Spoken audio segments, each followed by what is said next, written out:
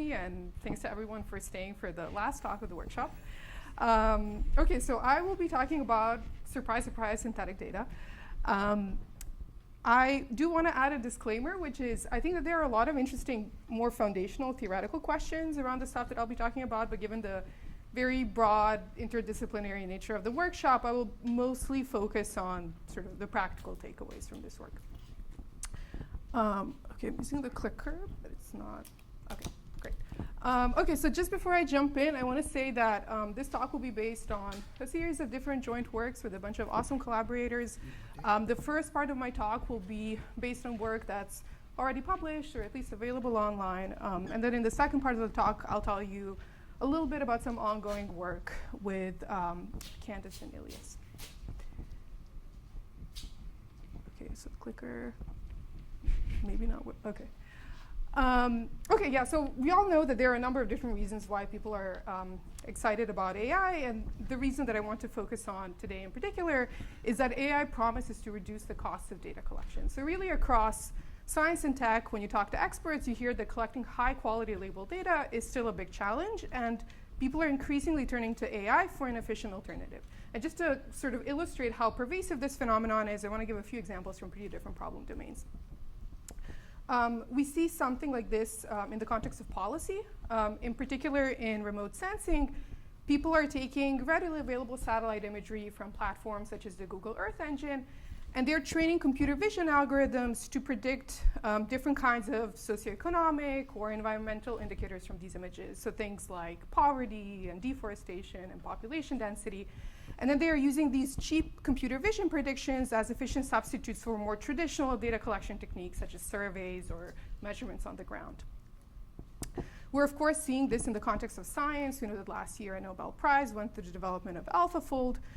So just to give a little bit of context, AlphaFold is a model developed by DeepMind, and it's a model for predicting a protein's 3D structure from its amino acid sequence.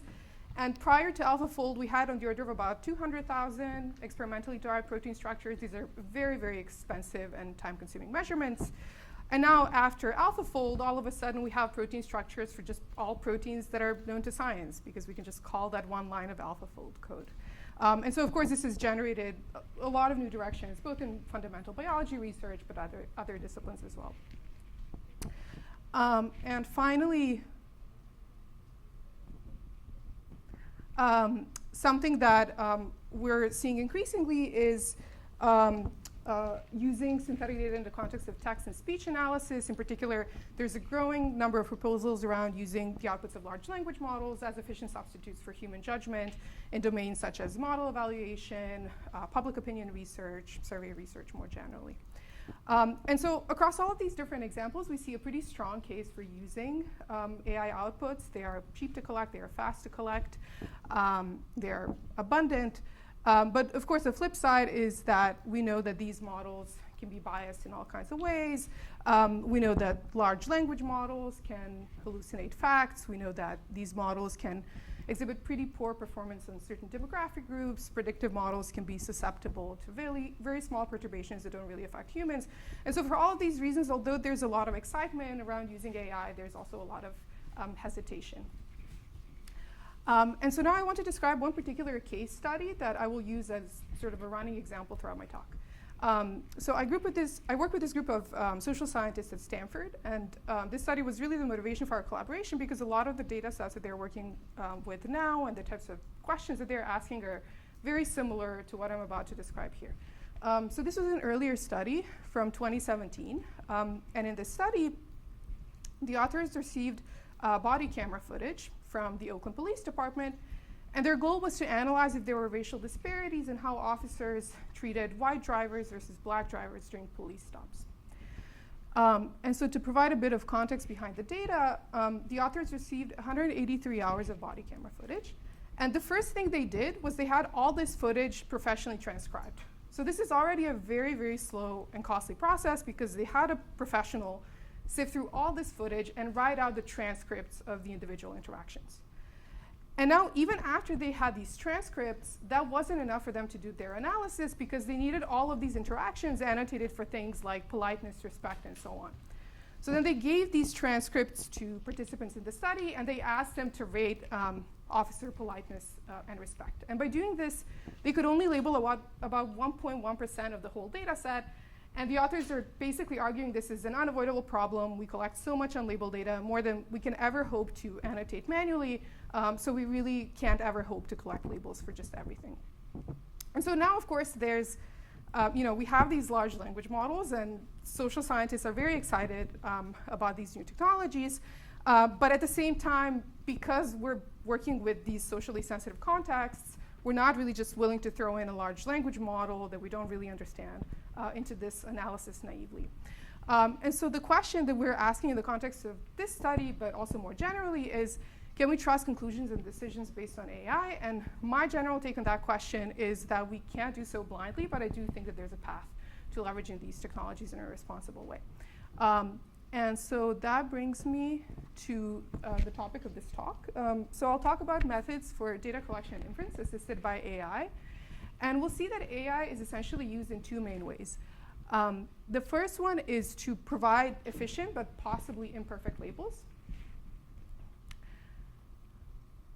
And the second one is to help us identify which expert labels we need to collect. So for example, maybe some interactions between officers and drivers are clearly disrespectful. Maybe the officer is clearly using disrespectful language. Maybe the AI can just flag those and tell us, hey, we don't need to get a human involved. This is clearly disrespectful. But maybe some other interactions are more nuanced, and maybe the AI can tell us, hey, I think, I'm less sure here. I think this is more nuanced. Let's get a human involved and ask for their opinion. So we'll see how this plays out a bit more formally. These methods that I'll be talking about are applicable with any AI algorithm, so we're not going to assume anything about how this model was trained, for example. And finally, and importantly, they come with provable validity guarantees. So for example, we will see how we can compute unbiased estimates, valid confidence intervals, and we'll see other forms of validity throughout the talk. OK, and so the talk will have two parts. The first part will focus on statistical inference. So in the first part of the talk, the goal will be to estimate some quantity of interest and provide a confidence interval for it. And then in the second part of the talk, I'll talk about probably approximately correct labels or pack labels. And so we'll see that this is essentially a paradigm for labeling data sets more efficiently with AI while still retaining some kind of validity guarantee. I think I might just use my computer. OK, so let's jump into the setup for the first part. So we'll have capital N IID unlabeled data points that we'll denote by xi. And for each of these data points, there is some annotation that we wish we had, but we don't. So for example, in the context of the example that I gave previously, these xi's could be transcripts of the interactions between officers and drivers. And the annotation that we want, but we don't have a priori, is officer politeness. And now, in addition to this data, we'll also have an AI model that we'll denote by F. And again, in the context of that previous example, you can think of F as being, say, ChatGPT. Now, of course, it's tempting to use this AI model to just fill in all of these labels that we don't have. But of course, because these models can be biased in all kinds of ways, if we just naively proceed with our analysis after imputing these predictions, we know that our results might be biased at the end. And this is like a really important point. I don't really think that there's hope of saying anything about validity if we don't have any real data whatsoever. So we're going to assume that we have a budget on how many expert labels we can collect, and we'll denote those by YI.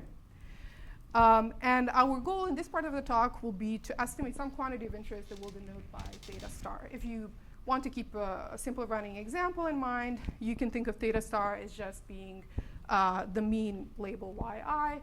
In the context of the example that I gave previously, that could be the difference in officer politeness when they talk to white drivers versus black drivers. OK, and so let's look at this special case of estimating the mean, because really everything that we do is just a lot of bells and whistles on top of this very basic trick. So let's say for now that we're just going to collect n labels uniformly at random. So for now, we're not going to be strategic about how we're collecting these labels. So let's say this is the data set that we started from. We're going to collect labels for the shaded data points. without loss of generality, I'm just going to move those data points to the top of the data set, so I simplify the notation a little bit.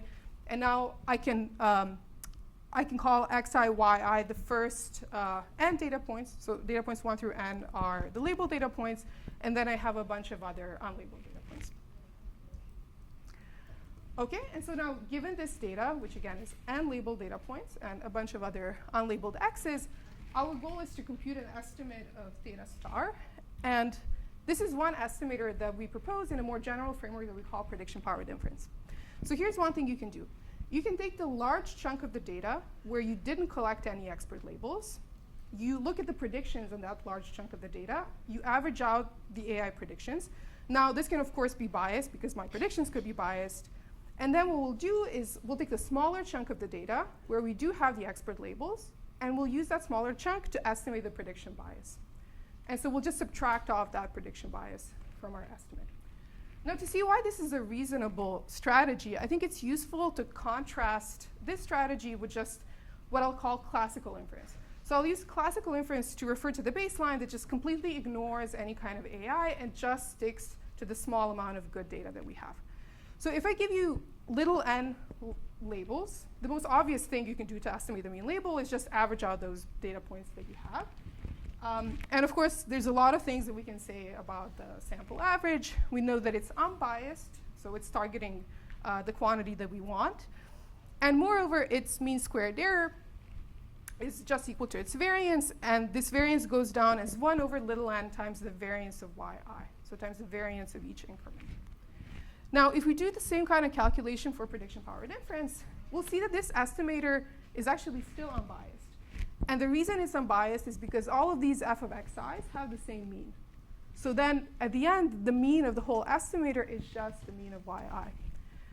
And now the interesting thing happens with the variance. So if we calculate the variance of this estimator, we'll see that it's a sum of two averages, essentially. The first average is an average over a lot of things. When we average out a lot of things, that basically doesn't contribute all that much to the variance. So for the purpose of this argument, let's just say that that's 0. So really, most of the variance should be coming from the second term, where we're averaging fewer things. And now this is, again, an average of little n IID terms. So the variance still goes down as 1 over little n. But instead of paying for the variance of y, we're paying for the variance of the prediction errors. So what we can conclude here is that the prediction-powered estimator will have lower error when predictions are able to explain away some of the outcome variance. And really, everything that I'll talk about today works because these modern large-scale AI models are indeed able to explain away a lot of the outcome variance. So just to kind of summarize the main properties of this estimator, we're getting an estimator that is consistent, meaning it converges to the quantity we care about as we collect more and more data. And moreover, it's well-behaved. And when I say well-behaved, I mean that it's well approximated by a normal distribution. That's the case because we can just apply the central limit theorem to averages. And if we have a well-behaved estimator, that's good because that means that we can easily construct confidence intervals. Without getting into details, there are many strategies that we can use to construct confidence intervals. Once we have this well-behaved estimator, we can use a normal approximation, the bootstrap, and so on. OK, so now I just want to say that this kind of variance reduction trick that we're seeing here is actually very, very common in statistics, optimization, and much more broadly. We see a similar kind of variance reduction trick used in the context of control variates, semi-parametric statistics, missing data, causal inference, and so on. And so we're showing how this problem of using AI for statistical inference can be modeled in such a way that these tools can be brought to bear. OK, so I want to show you one concrete example that just implements this very simple algorithm from the previous slide. So in this example, our XIs are media articles. So they're just pieces of text. And this reference that I have listed on the bottom, Bali et al., they collected expert human annotations of political bias for all of these articles. And our goal in this example is to estimate the fraction of left-leaning articles in this text corpus. And here the idea is to see if, by using a large language model, in this particular case GPT-4o, if we can reduce this burden of expert human annotations. So basically, if we can get results that are equally accurate while having to collect fewer expensive human annotations. And so these are the results that we got. On the left-hand side, I'm showing you confidence intervals computed with prediction-powered inference, classical inference, which recalls is just the baseline that ignores any kind of AI, just sticks to the good data that we have. And also naive inference. So naive is what you would get if you just fully trusted your AI predictions and you didn't apply any corrections. So if you just treated your AI as real data. This vertical line that I have on the left is the true fraction of left-leaning articles in this corpus, as annotated by expert humans. And so we can see that the naive baseline doesn't actually cover this ground truth that we care about, because these AI predictions are imperfect.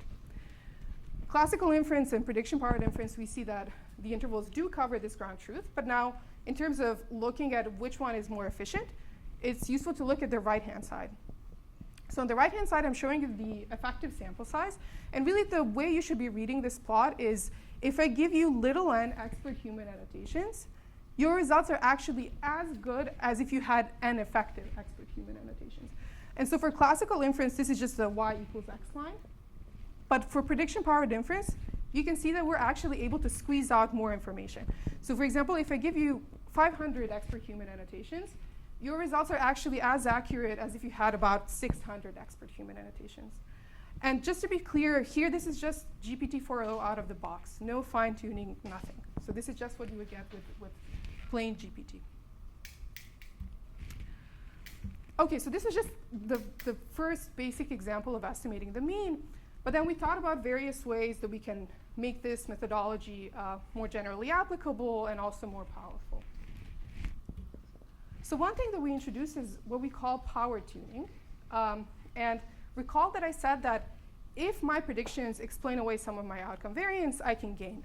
But in reality, predictions can be very, very noisy. So if I'm in in some context where my AI model does not perform well, I might actually just be injecting noise into my problem if I use these AI predictions.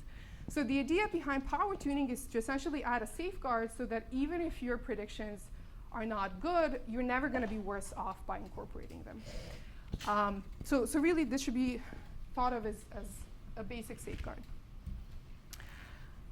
Now, to be a bit more formal, what you can do is you can define this convex combination between the prediction-powered estimator that I showed a few slides ago and the classical estimator that, again, just ignores any kind of AI. And by lambda, we're denoting this kind of mixing proportion. Now, of course, when lambda is equal to 0, we're back to classical inference. We're not using AI at all. When lambda is equal to 1, we're back to standard prediction-powered inference.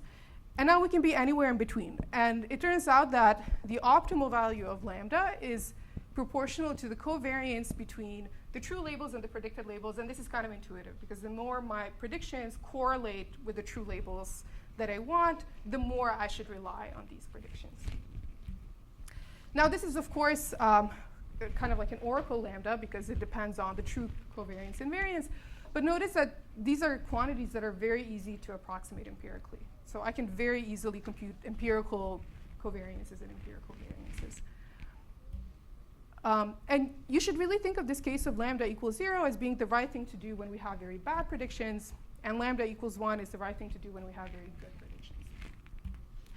And now, if you formalize all of this theoretically, you can show that after you tune this estimator, you're getting an estimator that is never worse than classical inference that ignores AI, nor prediction-powered inference. OK, then the next thing that we thought about is how can we make this more generally applicable? So far, I've only talked about mean estimation. But in reality, we want to report all kinds of different statistics, such as linear logistic regression coefficients, odds ratios, correlations, and so on. So in this more general case, let's say that theta hat is some natural estimator of the quantity that you care about. So this is just if you say care about estimating a linear regression coefficient, this is just linear regression in finite sample. So this is just a finite sample counterpart of whatever you care about learning. And we assume that this theta hat converges to theta star as the sample size grows. So basically, for most statistics that we care about, the natural finite sample counterpart will converge to the population value as the sample size grows. So in this more general case, we apply a pretty similar debiasing strategy. So again, we take a large chunk of the data where we don't have any expert labels. We just compute this naive estimate, pretending that the AI predictions are real data. And then we use a small chunk of the data to estimate the bias in our estimator. And we just subtract it out. So very simple. And here it's much less obvious to see this. But it turns out that this estimator is still consistent and well-behaved. So again, we're getting an estimator that converges to the quantity we care about as the sample size grows. And because it's well-behaved, we can easily form confidence intervals based on a normal approximation or the bootstrap. OK, so this was the estimator without this power tuning parameter. Now, again, we can incorporate the power tuning parameter as before, so that if we set this lambda parameter equal to 0, we're basically just zeroing out all the terms that have predictions, and we're just back to just classical statistics where we just use real data. And again, you can show that there's a closed form expression for the optimal lambda in this more general case. And if we empirically tune this lambda in the optimal way, we're again getting an estimator that has a lower error than just the classical estimator where we ignore the AI. OK, and finally, one last thing that we incorporated is active data collection. So it turns out that if we're smarter about where we are actually collecting our labels, we can actually squeeze out a lot more information. And really, the intuition is that we should reserve our expert budget for the hard instances, and the easy instances can just be automated away and labeled with AI.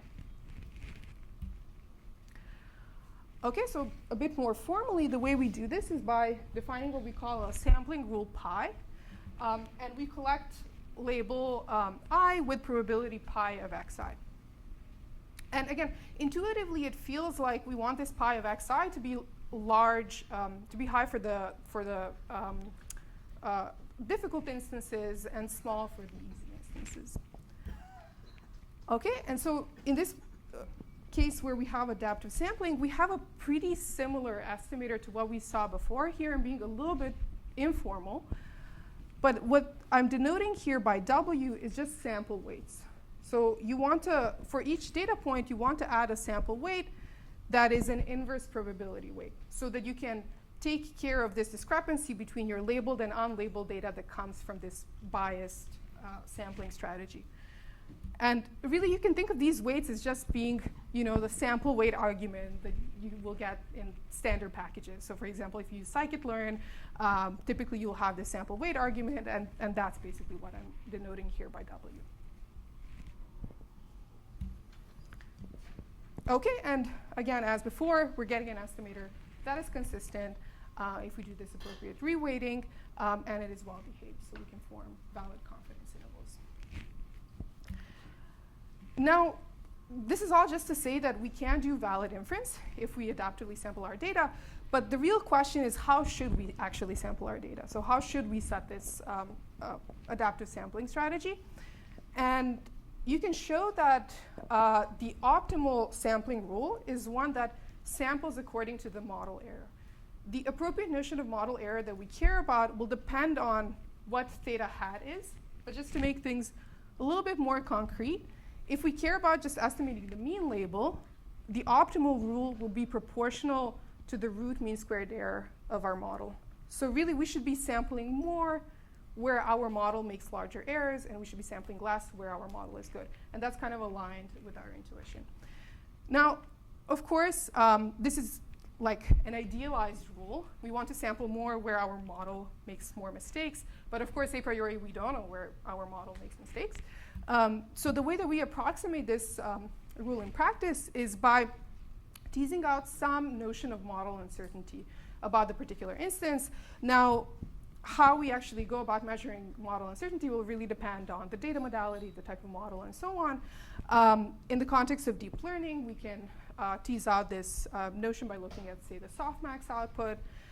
In the context of large language models, something that we found to work particularly well is asking for the verbalized uncertainty. So in particular, you can ask GPT, how confident are you that this is the answer? And it will give some probability. And that sounds totally silly. And I was very skeptical about this having any chance of working. But actually, across many different data sets and many different types of problems, we found that this is actually quite well calibrated in the sense that as the confidence grows, the accuracy of the model grows as well, which I think is pretty interesting. OK, and so just to summarize kind of all the theory into one meta theorem. So given an unlabeled data set, a model, and a quantity of interest, we will strategically collect labels yi and compute an estimate and a confidence interval around that estimate such that, first of all, the estimate is consistent. Second, the confidence interval is valid. And third, the estimate will be at least as accurate as the classical estimate that just ignores any kind of AI. So by incorporating AI into our analysis, we're not actually being worse off. OK, and so now I want to show you one more example. In this example, the XIs are news headlines.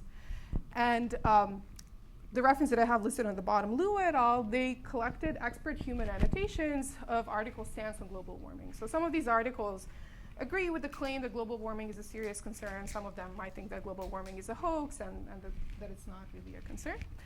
And our goal is to analyze if there are discrepancies in article stance on global warming depending on what kind of linguistic devices these articles use. So some of these articles use so-called affirming devices. So those are words such as expert, Nobel Prize winner, award-winning scientist, and so on. And some other articles don't use those devices.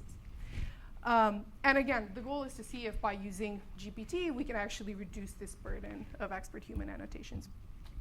And so I'm showing you a pretty similar plot to what we saw before. Only here, I'm additionally showing you this adaptive strategy that incorporates adaptive sampling. And so we can see, as before, that prediction-powered inference is able to squeeze out quite a bit more information compared to classical inference. So it's effectively increasing our sample size. But if we additionally incorporate this kind of clever sampling, then we can squeeze out even more information, which is really nice. And on the left-hand side, I'm again showing you the confidence intervals. And so we can see that if we just naively take GPT outputs and use them to proceed with our analysis, we can see that we're actually really far from the ground truth because these predictions are biased. OK, and so I just want to say that we actually just released a few days ago a tutorial where we integrate this statistical methodology with Prolific and OpenAI, although it's pretty modular. So if you want to use a different provider, that should be pretty easy as well. And so really the idea here was to have a completely end-to-end solution so that if you're, say, a social scientist that's not really proficient in coding or implementing all of this statistical methodology, you can just have like a fully automated solution. And so this is still work in progress. We're going to present a tutorial at the International Conference in Computational Social Science this summer. And so we're, any feedback will be valuable. We're still working on kind of having the methodology be more and more user-friendly. OK, so now I want to switch topics a little bit and move on to the second part of the talk. When should I finish? I know we started a little bit. In 10 minutes? OK.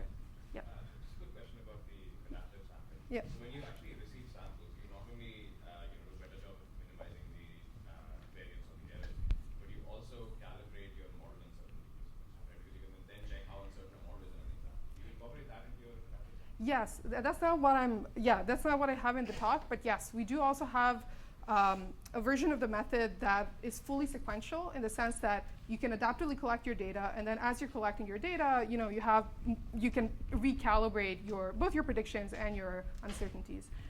And so a different analysis of the method that's more based on like martingale tools allows for that. So yeah, it's certainly possible. OK, so far I've only talked about statistical inference, but I want to argue that cost-efficient label collection is a much bigger problem. And in particular, it's not that always in practice we have this one particular statistical inference problem that we care about. But we might have many different statistical inference problems that we care about, or we might want to train a machine learning model. So we might have goals that are just not statistical inference at all. And really, typically, the way that we go about data analysis in practice is we first collect unlabeled data, then we collect labels for that unlabeled data, and now once we have a labeled data set, we can proceed with all kinds of downstream analyses. So really, the point that I'm trying to make is that we typically label the data set once for possibly many downstream tasks. And really, if you look at the paper that I mentioned at the beginning that served as motivation, you can see that the authors actually compute a bunch of different statistical estimates. So it's not just one quantity that they care about. And similarly, we know that in machine learning, much of the progress was driven by the existence of high-quality labeled benchmarks, and a lot of different models were trained on top of these benchmarks. So we really want to have a high-quality labeled data set without having to specify the downstream task. So the question that motivates this part of the talk is, can we cheaply collect labels that are, quote unquote, good enough for many downstream tasks? Okay? And so the setup that we're working with is pretty similar to what we saw at the beginning, in the sense that we still have an unlabeled data set, and we have an AI model that we could in principle use to label this data. But now our goal is different. So here our goal is to return a labeled version of this data set. Here I'm using yi tildes to denote the labels for these data points, and I'm using these tildes just to indicate that these labels might not be like the true labels yi, but it could be whatever we come up with. And the degree of freedom that I have is I get to choose if these labels will be expert labels that are expensive, and I really prefer not to collect a lot of those, or they can be cheap AI predictions that will denote by yi hat. And so I prefer to rely on my AI as much as possible.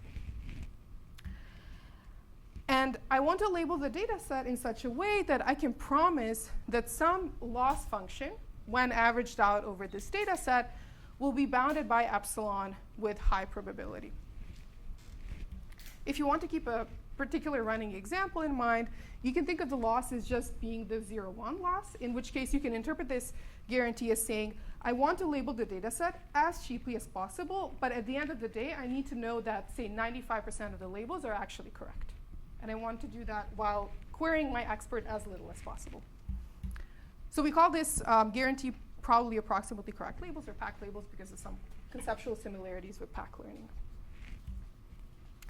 OK, and so here's a very simple procedure for PAC labeling. So this is my unlabeled data. I'm going to use my AI model to give me predictions for all of these data points. And we're also going to assume that we have access to some notion of the uncertainty of the model. Again, these could be verbalized confidences in the context of large language models. They could be softmax outputs in the context of neural networks. In general, the method is agnostic to where these uncertainties come from exactly.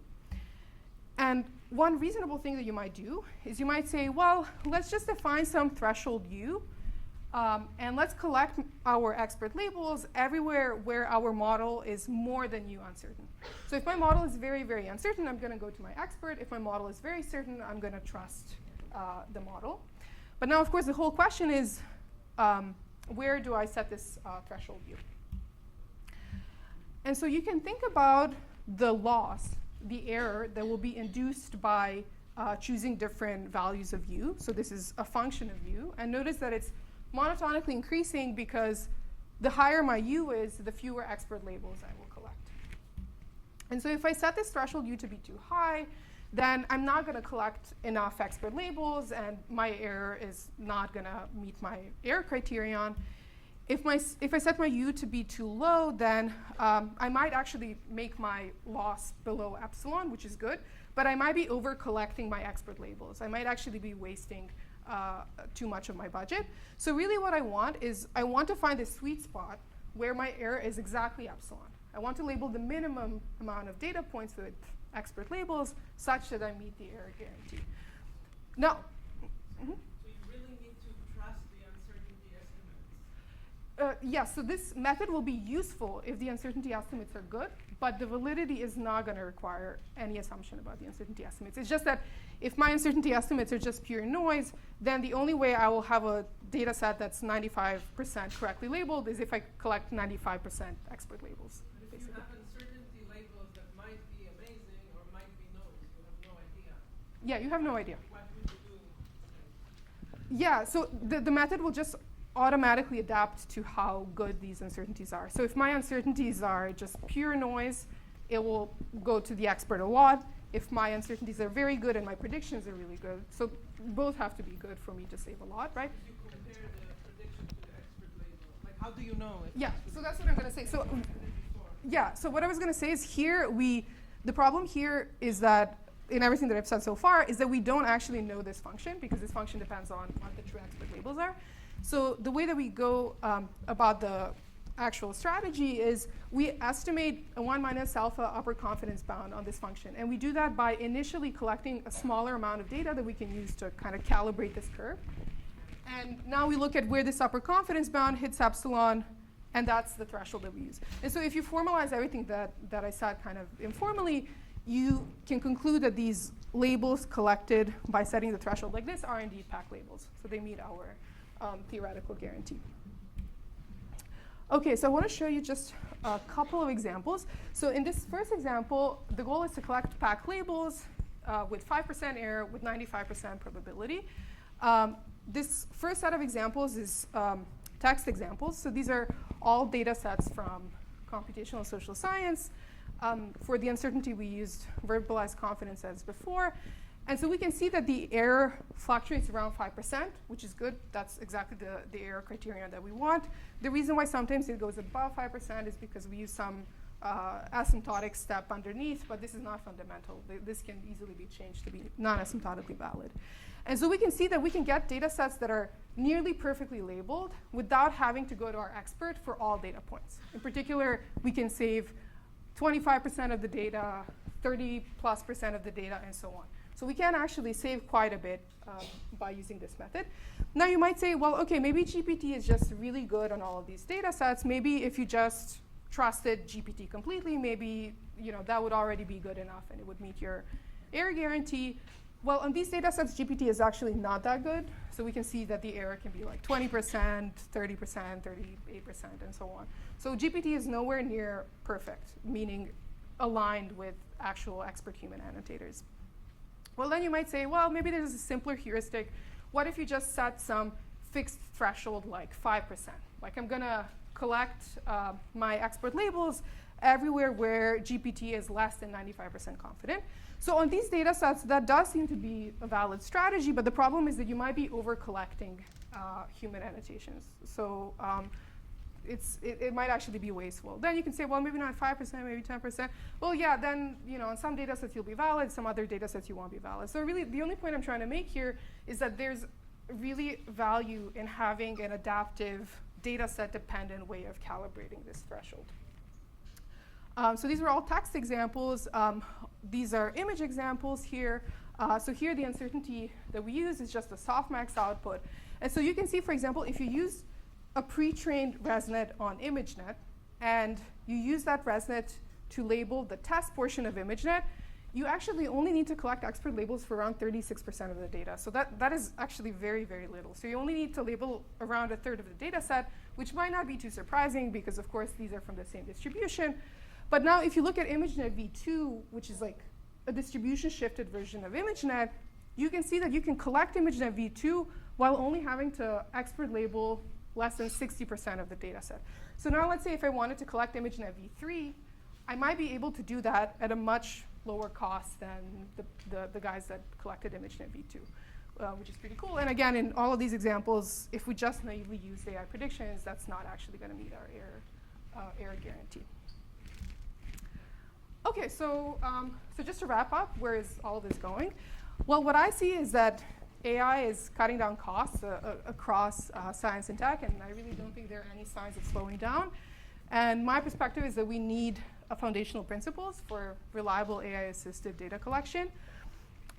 I think what's interesting is that AI is offering all of these new sources of data. All of these different sources come at varying costs.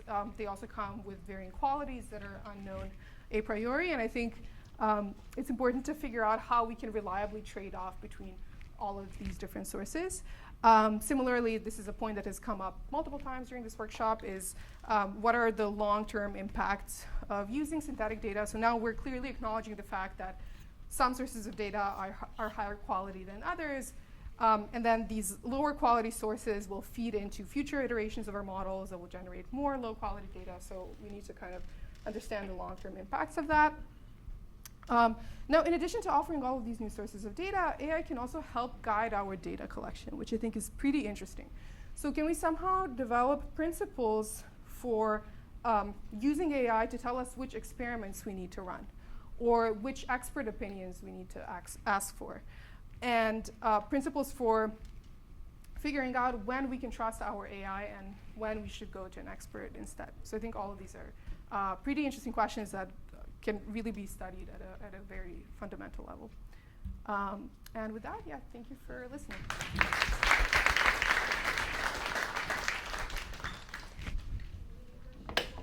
Okay, I got the mic already. Yeah, you go first. So, you could, in principle, going back to your first example, so in principle, you could estimate both the function f on your data that is well labeled and also the selection bias if that data has selection bias, presumably. So you could, in principle, correct both of them, don't you? This is a question mark at the end. You're saying you can estimate the error. Yeah. So imagine that the expected value of your y's, but first, love this research. Scientific, actually, I will call it how to correct the big data bias using small data. Because that's more or less what you're doing. It's just fantastic. So I'm just thinking about the small data when you have the correction of the bias. Yeah. That one could be biased by itself, because I could have actually selected the y's. The labels are not necessarily were not necessarily corrected, randomly. It was just selection bias. And I'm thinking about, for example, reports from firms. Yes. Firms that tell you a report that said, well, these are my emissions. Yeah. Well, clearly the emissions are not randomly distributed, the ones that are saying. But so the question is, can I also correct the sample selection in that term? And then I think yours will be valid, I guess. But again, question mark. Yeah, so I think that's a very good question, and I think that's an important. I always ask very good questions. No, yeah, I know. I can tell. So yeah, I think it's important to acknowledge that here we are really assuming that these labels are somehow like drawn from whatever distribution we care about. But in a lot of cases, as you're saying, there could be like strategic effects, selection bias, and so on, where these labels could actually be drawn from some kind of bias distribution. We have some basic results in the paper on how to handle these kinds of shifts. I don't find them fully satisfying, and I can talk more offline as to why. But I think even in your case, in the setting that you're describing, I think you need to know something about the selection bias. Like, you need to be able to estimate something about the selection bias in order to correct it. And I think whether or not that is possible really depends on the particular application at hand. So what I think is very cool about a lot of these computational social science problems is, I think, like, the scientist has a lot of freedom in choosing where they want to collect these labels. So even though, as I showed, like, the data is sampled in a biased way, in an adaptive way, you still have full control over how that bias occurred, because you define the sampling rule yourself. And because you're defining it, you're able to undo its effect. But if the selection bias happens somewhere externally, you're just getting data from someone else, and the selection bias already happened, like, if you're not given information as to how it happened, you have no way of undoing it, if that makes sense. But yeah, I think the questions around selection bias are important. I think you just need to have some amount of good data where you can kind of say, where you can kind of like anchor your results. Yeah. Great work. Sasha from Yale here. So 3 points. First, I think verbalized level of confidence is definitely not the best way to do it, because the Breyer score is very low. It's not very well calibrated. If verbalized confidence were reliable, then we wouldn't be having a problem with hallucination. Right? Just ask ChatGPT. If you are confident, say it. If you are not confident, just shut up. So the reason that there's problem with hallucination is that asking them for confidence is unreliable. So let me maybe just like explain what I meant by calibrated. So when I said calibrated, I said that it's not that the absolute value, like if it says 95%, it doesn't mean that like 95% probability things will be correct. I'm just saying that the ordering, the ranking of the accuracy is good, in the sense that like as confidence grows, monotonic. accuracy goes up, and that's like really the main thing that we need for the purpose of our experiments. So I'm Yes. definitely not claiming that 95% means something about like conditional on instances where you said 95%, you're actually 95% accurate. That's not what I'm claiming. Yes, and I think for your method, as long as the ordering is right, it's fine. Yeah, so if you Yes. see it like in this like last point, like on the, really we're just defining a threshold. Yes. This U can be on a scale of 0 to 100, 50 to 1,000, it can be anywhere. It doesn't, the numbers are meaningless. That makes sense. So second point is that PPI is very intuitive from stats point of view, because it's like people think about that. The debiasing idea is like 20 years old, but I feel like it's counterintuitive in LM because the first work. Unintuitive, you said? Sorry, you said unintuitive? With that Yes, one? Okay. for the following reason. Like what we are seeing is that for the first labeling, right, out of the box GPT-4, I ask you to do like a bunch of the first 100 data points, and I compare it to the ground truth, and I see that it's biased towards the left. Now the intuition for AI would be that I would calibrate it or steer it or tune it with prompts or maybe some contrastive activation addition rather than debiasing it. And then this relates to my third point, which is that there's a previous talk which shows that language model has this spread issue, like it's not diverse enough. So debiasing is a first order correction, which is all you need if the label is 0 and 1. But in general purpose cases, you need to also correct for the spread.